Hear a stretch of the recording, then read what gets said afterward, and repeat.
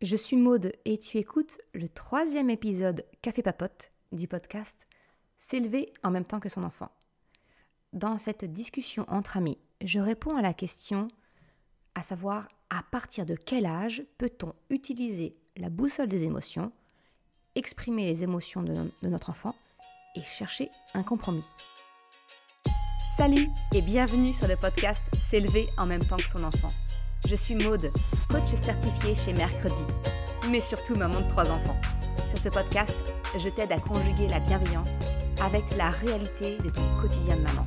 Utiliser ton choix d'une parentalité bienveillante comme un accélérateur de ton propre développement personnel. T'aider à changer de regard sur les situations que tu vis avec ton enfant pour t'en servir, pour grandir et apprendre sur toi.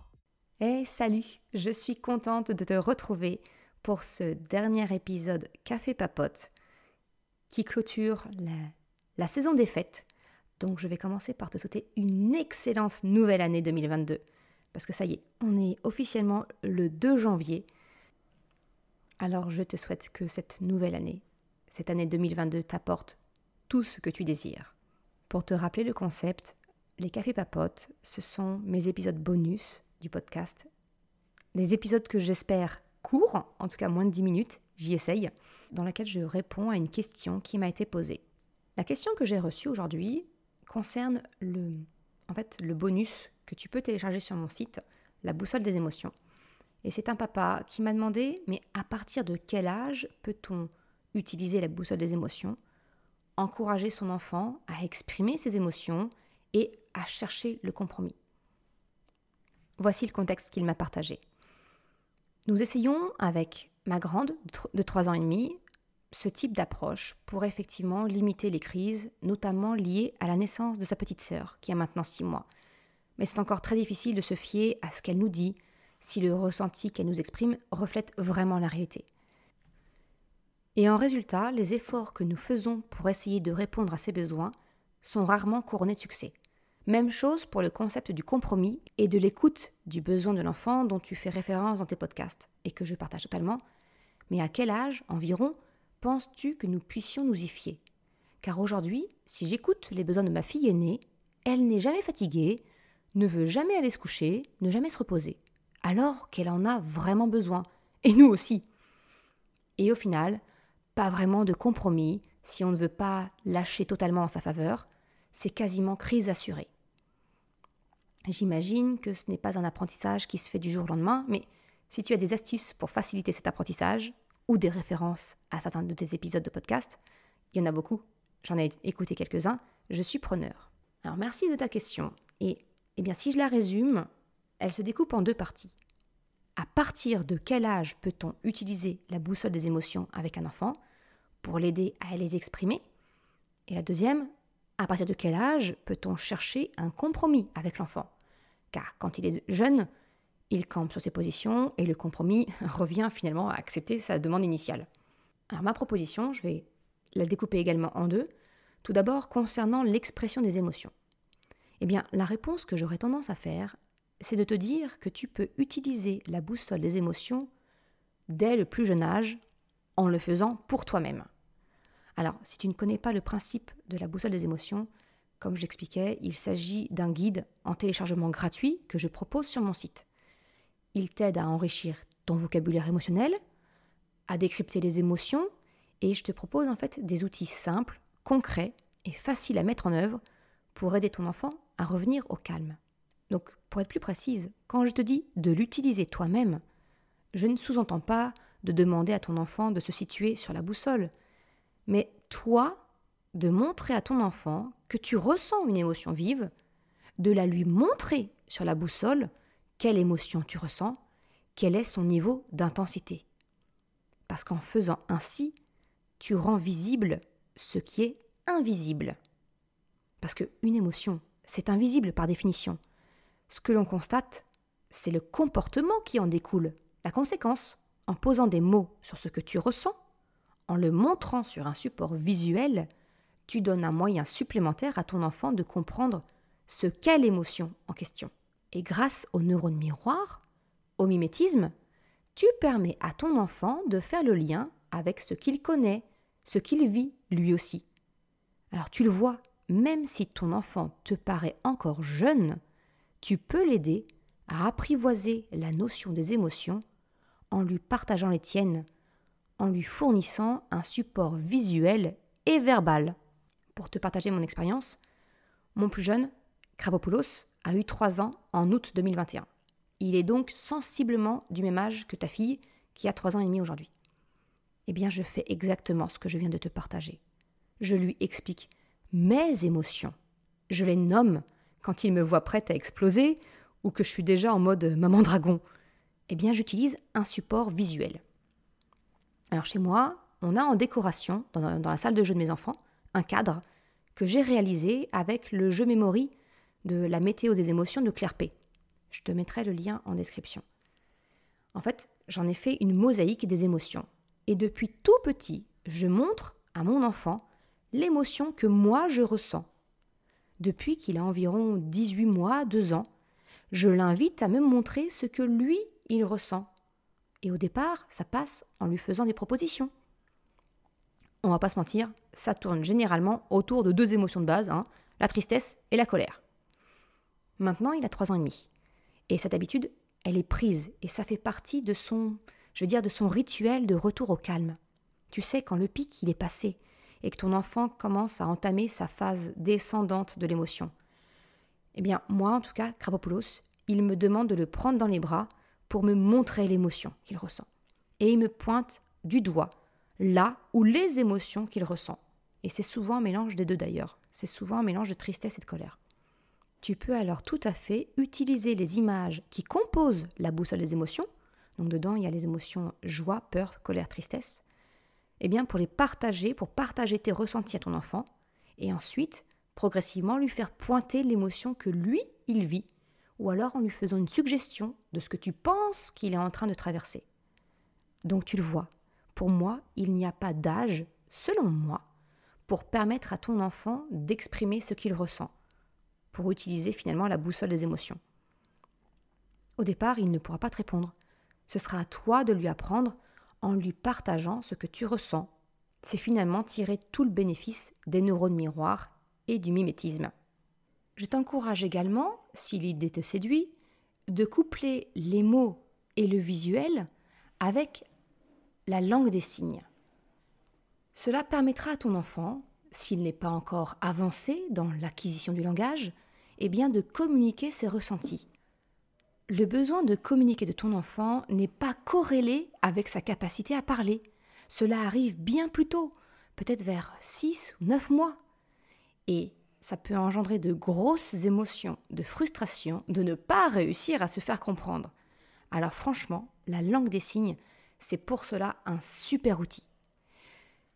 Si ça t'intéresse, je te recommande vivement le compte de Marie Kao, alias Little Bun Bao, sur Instagram. Mais également ses livres, ses cours, dont un est justement dédié aux émotions. Encore une fois, je te mets tous les liens en description. Mais si je dois résumer ça, pour moi, le combo gagnant, c'est le mot, l'utilisation du vocabulaire, une image, avoir un support visuel et un signe. Alors avec ça, t'es paré pour pouvoir exprimer les émotions. La deuxième partie concerne la recherche du compromis. À partir de quel âge est-ce qu'on peut vraiment espérer pouvoir rentrer dans la recherche du compromis ? Eh bien, de la même façon que pour l'expression des émotions, je ne vois pas de limite d'âge concernant la recherche d'un compromis. Alors bien entendu, on ne va pas du tout s'y prendre de la même façon quand il s'agit d'un bébé de 6 mois ou d'un enfant de 3 ans et demi, ou même encore bien plus grand, on est bien d'accord. Avec un bébé, et cela peut-être jusqu'à 2-3 ans, la diversion, c'est toujours un excellent moyen pour ne pas rentrer dans un conflit avec une bataille d'ego. Plutôt que de chercher un compromis, on peut détourner l'attention. Mais j'ai envie de te dire, d'une façon générale, le compromis, qu'il soit avec un tout petit ou un plus grand, c'est finalement toujours en lien avec la recherche du pourquoi. Comprendre pourquoi ton enfant tient à cette position et comprendre pourquoi toi, tu tiens la tienne. Alors concernant cela, je te renvoie à l'épisode justement de la semaine dernière, le 2e Café Papote, où j'aborde la question d'un refus catégorique de l'enfant. La compréhension du pourquoi des deux parties, elle est finalement essentielle pour pouvoir trouver le compromis. Parce que si tu connais les deux extrémités d'une droite, eh bien tu peux en déterminer le milieu. Mais on est bien d'accord, je comprends le sentiment de difficulté face à des enfants qui sont en bas âge. Et je reprends alors les mots de cette question que m'a posée le papa. Aujourd'hui, si j'écoute les besoins de ma fille aînée, elle n'est jamais fatiguée, ne veut jamais aller se coucher, ne jamais se reposer, alors qu'elle en a vraiment besoin, et nous aussi. Et bien dans ce cas précis, sa fille, en fait, lui dit ne pas être fatiguée pour aller se coucher. Ce n'est pas son pourquoi. En fait, c'est une parade de contournement. Elle ne veut pas aller se coucher, certes, mais cela ne dit pas ce qu'elle souhaite à la place. Mon conseil, ce serait donc d'inviter ta fille à aller plus loin. Fais-lui des suggestions en proposant un choix multiple, parce que sinon, le risque il est grand qu'elle saisisse ta première hypothèse, même si ce n'est pas réellement cela le problème. Par exemple, ça pourrait donner « tu ne te sens pas fatigué parce que tu as encore envie de faire quelque chose ?»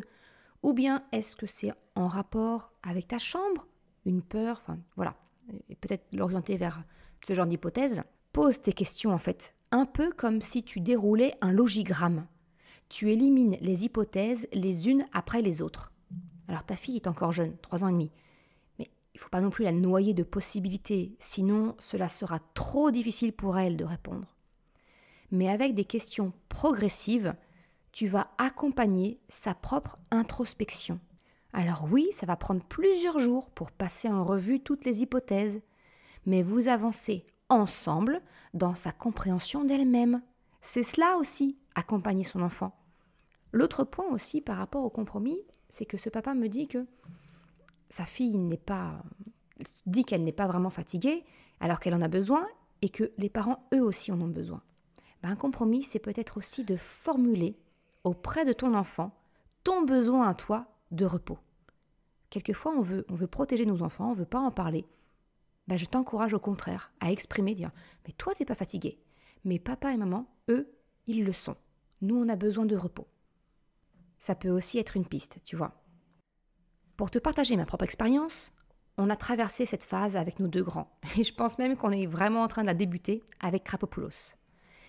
Alors en tout cas, rétrospectivement, je me rends compte que les causes étaient différentes pour mon fils et ma fille. Chocapic, lui, il était clairement jaloux d'entendre que nous, les adultes, avions une soirée. On avait une soirée avec mon mari alors que lui, il devait se coucher. Il considérait que dormir, c'était une perte de temps et il voulait utiliser ce temps à bon escient pour jouer.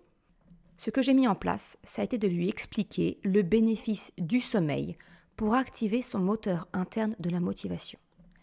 Je lui expliquais de voir le sommeil comme une prise de courant sur lequel son corps se recharge pour redémarrer la journée suivante sur les chapeaux de roue. Et c'est exactement la même chose pour nous aussi les adultes. Et je lui ai fait le parallèle avec sa voiture télécommandée.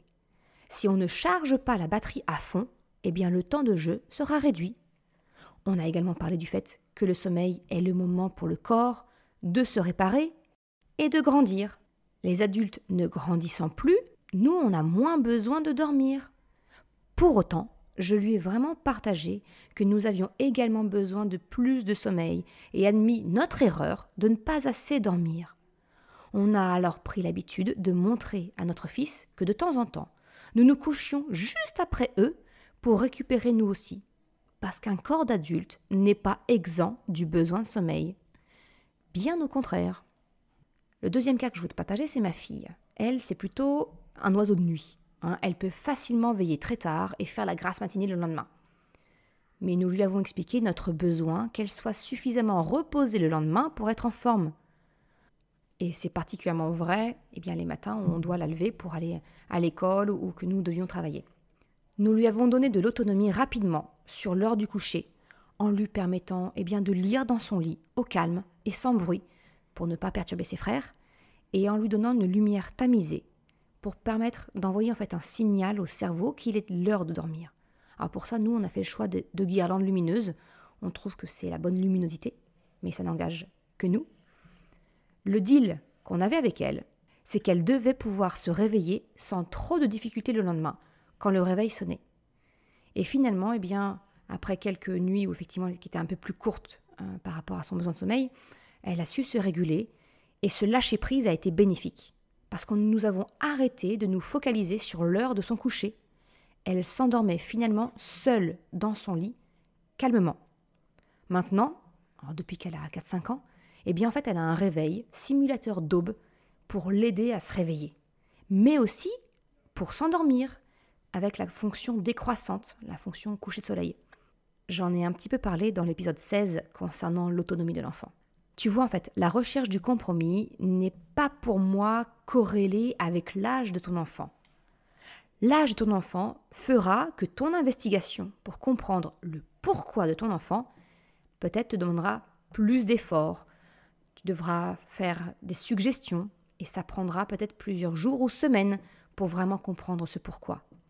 Mais l'âge de ton enfant n'est pas un frein pour la recherche du compromis.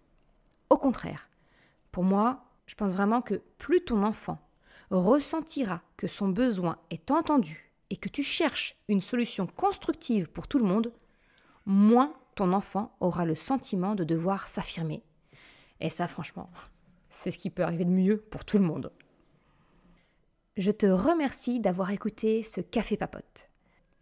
Tu retrouveras, comme d'habitude, toutes les informations et la retranscription sur le site mercredi.com. Tu auras le lien en description de l'épisode. C'était le dernier épisode au format Café Papote. On se retrouvera la semaine prochaine pour des épisodes plus habituels, je dirais.